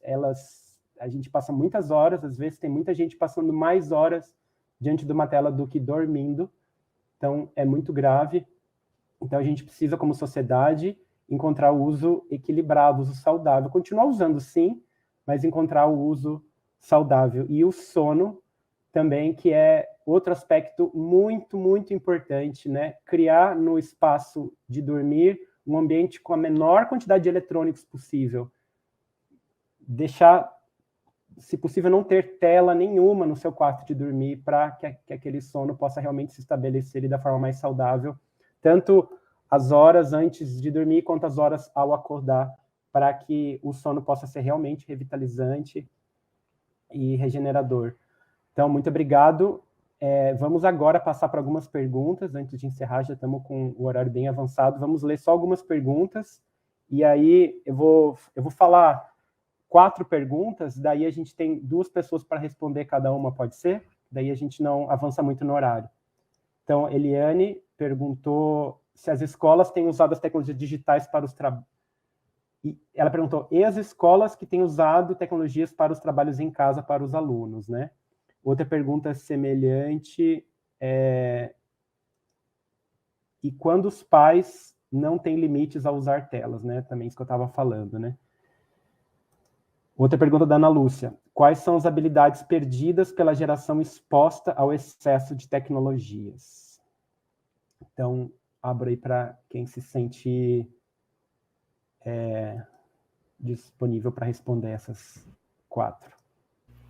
Eu posso falar um pouquinho da questão da escola, né? E isso tem sido uma discussão importante, assim, porque, inclusive, muitos estudantes nos falam de que, poxa, não é para usar no momento de fazer a tarefa, mas os trabalhos vêm sendo pedidos que façam com as mídias, né? Ou feitos de uma forma no tecnológico. E acaba acontecendo, sim, e isso, de novo, acaba sendo difícil e é um desafio, porque aí a gente pede para não usar e muitas vezes eles dizem, mas a gente tem que usar porque muitas coisas estão ali, muitas coisas tá no tecnológico e eu vou precisar fazer. Então, de novo, a gente tem um desafio e que vai precisar mesclar para algumas coisas, muito provavelmente, alguns trabalhos vão ficar muito melhor na forma tecnológica, mas precisa também incluir outras formas de trabalhos em casa que não se use só a tecnologia. Eu acho que é ter o bom senso de poder usar das duas maneiras. Quando efetivamente vai ser positivo e rico o trabalho a partir do tecnológico, não copia e cola, e quando pode ser feita na construção, na coisa real, no construir aquele trabalho. É, de novo, um desafio e penso que precisa usar das duas formas. Obrigado, Márcia. Mais alguém gostaria de complementar? Eu posso falar ali sobre as habilidades perdidas, né, quando tem excesso de telas, Fabiano? Claro. Porque as habilidades são as habilidades sociais mais básicas, né? Assim, a gente percebe crianças e adolescentes que não conseguem mais olhar nos olhos, dizer bom dia, boa tarde, obrigado, por favor, com licença, né? Essas coisas bem básicas, de chegar num grupo, se apresentar, dizer seu nome, perguntar alguma coisa sobre a outra pessoa, habilidades também com relação à empatia, de conseguir se colocar no lugar do outro, de perceber a dor ou o sofrimento da outra pessoa, e habilidades mais elaboradas, como estabelecer um diálogo, sustentar uma argumentação, fazer uma análise mais reflexiva sobre determinado tema, né? Acho que a Márcia trouxe isso com bastante propriedade também. Então, a gente fica preocupado que o excesso de telas faz com que as crianças e adolescentes fiquem longe desse convívio social, olho no olho, real, né? E elas realmente perdem algumas habilidades sociais que precisam ser desenvolvidas de alguma forma.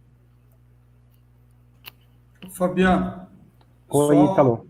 Claro. Só fazendo um complemento aí no que a doutora Catarina acabou de colocar, eu vejo que, além dessa perda aí das habilidades sociais que ela muito bem relatou, inclusive um dos livros que ela recomendou ali, da doutora Elizabeth, que é uma psicóloga inglesa, eu li esse livro, e uma coisa que me chamou a atenção foi que no livro ela relata que na Inglaterra, alguns professores estão pedindo para os pais, quando mandarem os filhos em dia de educação física, que mande os filhos para a escola já com a roupa de fazer o exercício por baixo do uniforme, porque as crianças não têm mais habilidade motora e demoram muito tempo para trocar de roupa.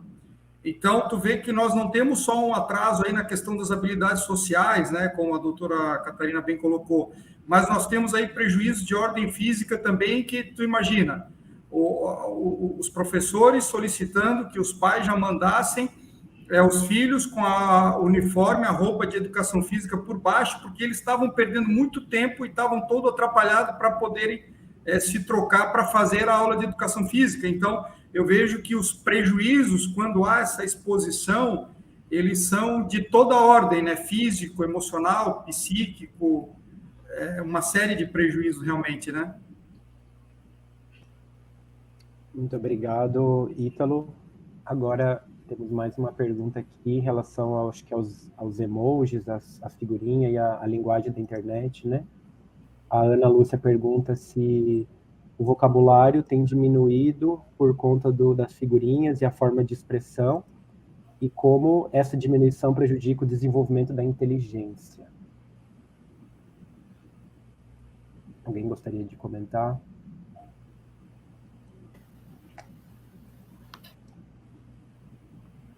Então, sim.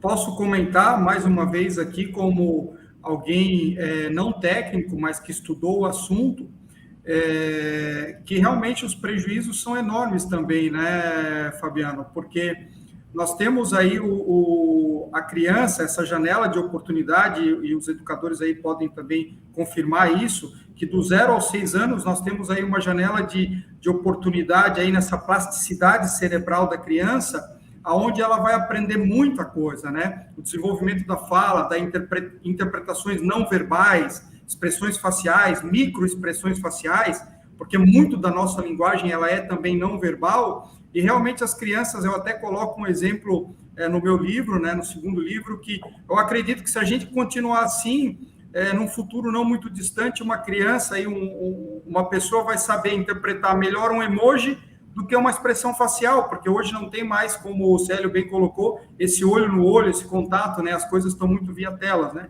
Então, eu acredito que também há um atraso no vocabulário. Eu percebo isso pelo meu filho, que está agora fazendo 3 anos, e quando eu coloco ele do lado de crianças da mesma faixa etária, a diferença de vocabulário é gigantesca, das palavras que ele fala, daquilo que ele tem como vocabulário, e que outras crianças na mesma faixa etária não têm nem 30% do vocabulário dele. Então, posso, além dos estudos, por uma observação empírica, também confirmar esse atraso aí, essa perda. Obrigado, Ítalo. Rosiane, você queria falar? Primeiro, eu vou voltar à primeira pergunta lá em relação às escolas utilizarem tecnologia. Quando a Sociedade Brasileira de Pediatria ela coloca esse tempo de tela, ela desconsidera o tempo que a criança está usando com finalidade escolar. Tá? Então, não é esse tempo que ela está fazendo lição que vai fazer mal para ela. O que faz mal, o que prejudica, é que muitas vezes as crianças enganam as mães. Ah, estou aqui porque tem lição para fazer. E ficam jogando, ficam no WhatsApp, ficam fazendo outras coisas. Então, a escola é muito difícil que peça muito tempo de lição na tela. Os pais têm que ficar espertos com isso, porque a criança ela gosta de dar o jeitinho dela para ficar mais tempo. As escolas elas estão preparando as crianças para esse mundo tecnológico. Então, a escola está no direito dela de pedir essas lições. É claro que eu pesquiso bastante sobre aprendizagem também, a questão do escrever. A gente tem que... A escola não pode deixar que as crianças só digitem. Elas têm que escrever, porque você tem partes do seu cérebro que precisam ser movimentadas, que são importantes. A leitura em livro físico é diferente da leitura do livro digital. Já tem estudos mostrando isso, no livro no formato digital. Então, a escola não pode virar só tecnológica e largar os livros e o lápis de lado. Tem que ter um equilíbrio disso também na escola. Mas quando você pergunta de lições, eu já passei por situações assim, de consultório, de acompanhar a criança, é muito difícil uma escola que exija muito tempo em casa, em frente a uma tela para uma lição. Você pode... ou se tiver que ficar, compensa isso, levando o teu filho num parquinho, fazendo jogar bola, tocando música, fazendo uma outra atividade para compensar. Mas é muito, muito difícil que a escola sobrecarregue a questão da tela. Esse tempo, para a educação, para a aprendizagem, ele pode ser considerado como saudável. Tá? A gente tem que fazer bem essa diferenciação. Muito obrigado, Márcia. Acho que agora, para a gente não avançar muito no horário, vamos partir para nossas considerações finais.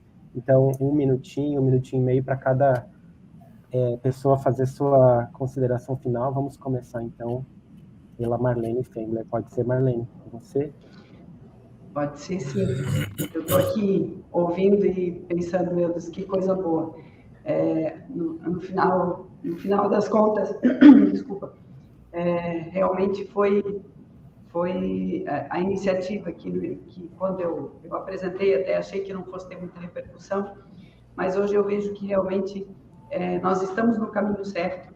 Vejo que tem muita gente pensando sobre esse tema, muita gente competente, muita gente que está estudando essa situação, esse problema, e juntos a gente pode construir caminhos, né? Soluções, não acredito que seja a palavra, mas caminhos. E eu ouvi antes aí a sugestão de alguém, não lembro quem foi, falando sobre audiências públicas. É uma questão que a gente pode conversar. Eu posso conversar, por exemplo, com a Comissão de Educação aqui da Assembleia Legislativa, para que a gente promova isso em Santa Catarina. A gente faça um debate mais ampliado. E eu acho muito importante que seja feito com as escolas, né? Que a gente possa conversar com os professores, porque nem eles sabem lidar com essa situação. Está todo mundo se acostumando a uma condição, né, que é muito nova para todos, para os pais, para os filhos, para os educadores, para a sociedade de modo geral.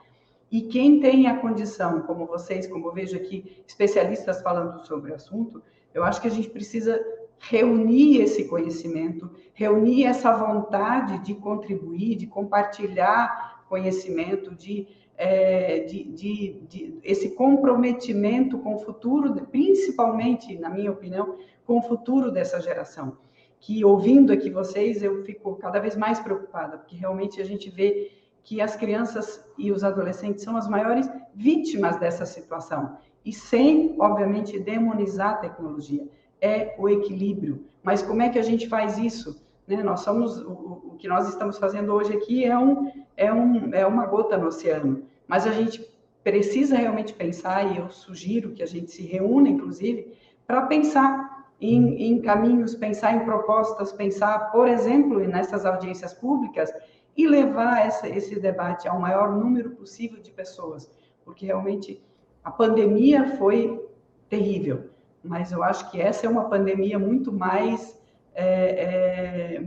complicada e sem uma vacina, né, que pode resolver interromper ou encontrar um caminho mais rápido, e que precisa que cada um de nós realmente faça a sua parte para que a gente preserve, para que a gente oriente, para que a gente consiga fazer com que essa geração não perca por nossa culpa. Nós, adultos, somos responsáveis por fazer isso, não são as crianças. elas estão expostas, é bom, é agradável, né? O tempo voa quando elas usam, né, as redes sociais, enfim, a tecnologia de modo geral, e se nós adultos não fizermos a nossa parte, vai ser uma geração perdida, e aquele dado que foi dado aqui sobre a redução do QI é uma coisa absolutamente assustadora, né?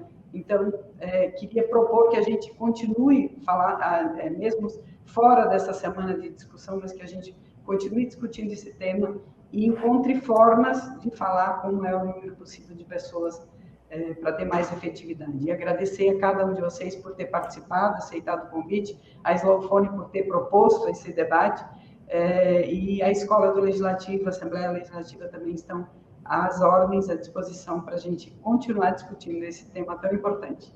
Muito obrigada. Muito obrigado, Marlene. Vamos agora para a doutora Catarina para as considerações finais, uns 2 minutinhos. Falar um pouquinho sobre essa questão da saúde mental, né, que a gente fala que tem uma quarta ou quinta onda aí da pandemia, que é uma onda de transtornos mentais, e a gente sabe que a dependência tecnológica é um dos transtornos mentais com maior prevalência, né, e a questão, a gente precisa prevenir isso, na conexão, né, a gente não vai conseguir controlar os nossos filhos, controlar nossas crianças, nossos adolescentes 24 horas por dia, é no vínculo que a gente vai conseguir conscientizá-los para um uso mais saudável das mídias eletrônicas. Então, a gente tem que estar junto com os nossos filhos, a gente tem que conhecer o mundo deles, saber o que eles gostam, saber quais são as músicas, olhar quais são os jogos. A gente precisa ir ao encontro deles e não esperar que eles venham ao nosso encontro, né? A responsabilidade, sim, é dos adultos. Tá? Gostaria de agradecer muito a participação desse evento e parabenizar a iniciativa do Slowphone. Muito obrigado. Agora, Célia Oliveira, suas considerações finais. Pontos destacados aí pelos colegas, né? De que as famílias, e principalmente as crianças e adolescentes, estão envolvidos em profundas transformações, né? E a vida está se tornando cada vez mais digital. E é aí que reside o perigo. Ou também muitas vantagens. Por isso, nós adultos, a gente precisa, mais do que nunca, ajudar essas novas gerações a entender a lógica computacional, tá? E quais são as suas aplicações, quais são os seus riscos, quais os benefícios para a família, para a sociedade, para a humanidade, ter uma visão crítica a respeito, né? E é muito importante que os nossos filhos não percam no lar, nesse espaço privilegiado da convivência familiar, esta ambiência de trocas, como foi muito bem dito por uma colega, né?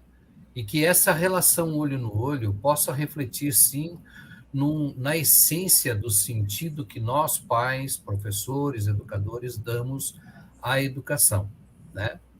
E o detalhe é assim, a preocupação é quando essas crianças e adolescentes deixarem de estar conectados com esse mundo virtual e voltar ao mundo real, o que pode acontecer, né?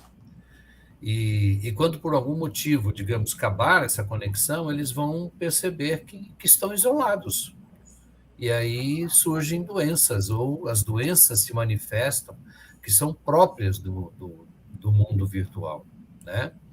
Que é a obesidade, que é a solidão, a angústia, a depressão, a falta de afeto.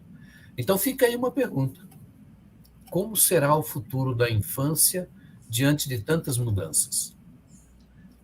Por isso esse seminário é de fundamental importância, para que nós possamos buscar direcionamentos, né?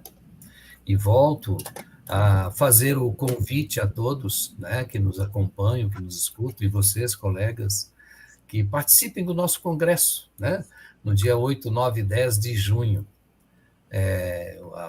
Para fazer as suas inscrições ali no congresso, basta acessar ali o site www.escoladepaz.org.br e vão lá prestigiar e, ao mesmo tempo, acompanhar o trabalho que a Escola de Paz faz, a Escola de Paz do Brasil faz, frente a todas essas problemáticas.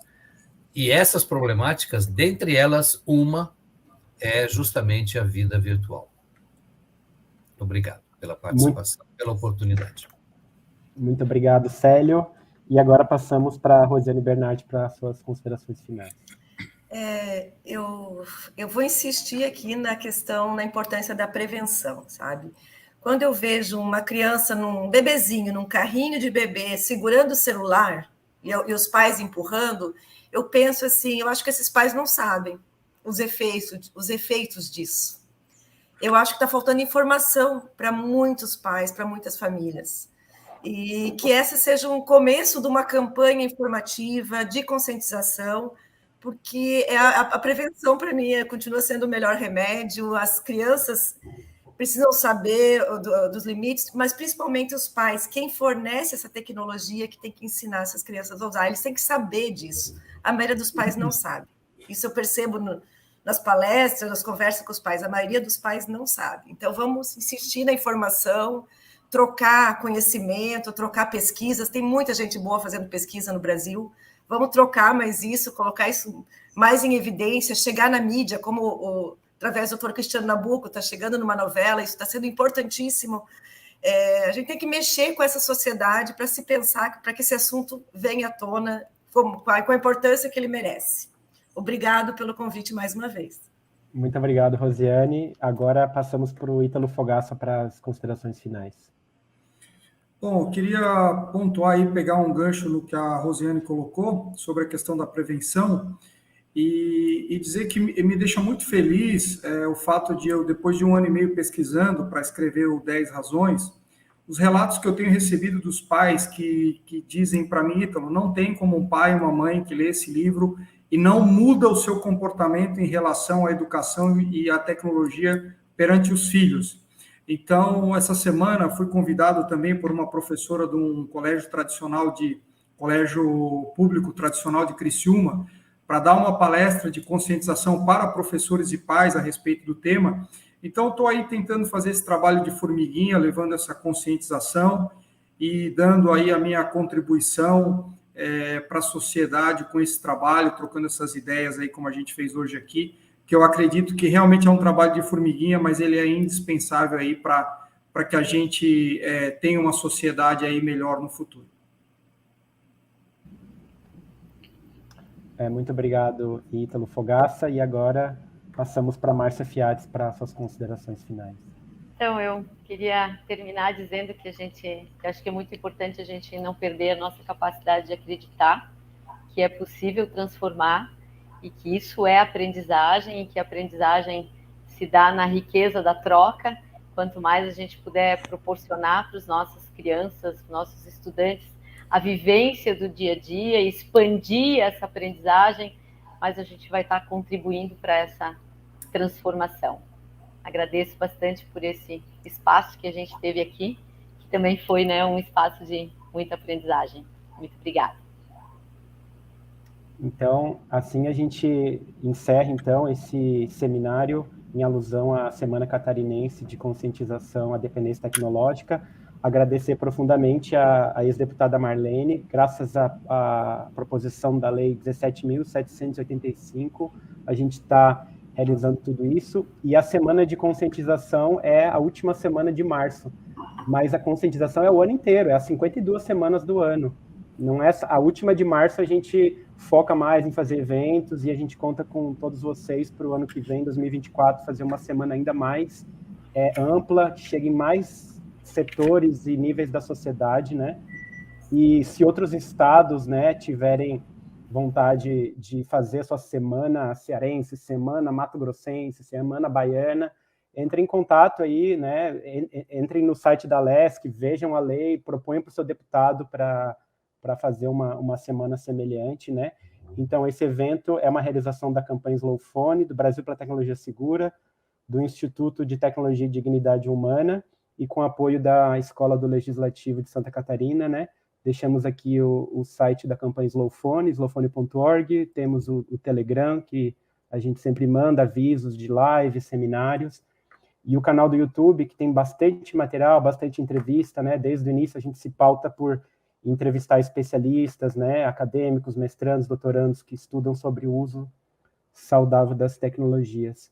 Então é isso, gente. Depois mandem esse link desse seminário para pais, né?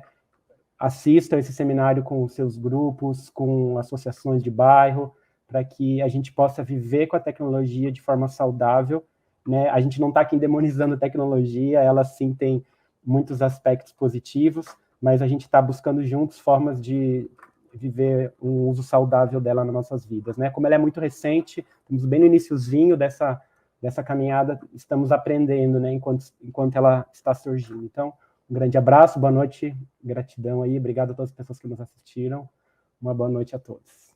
Tchau, tchau. Obrigado.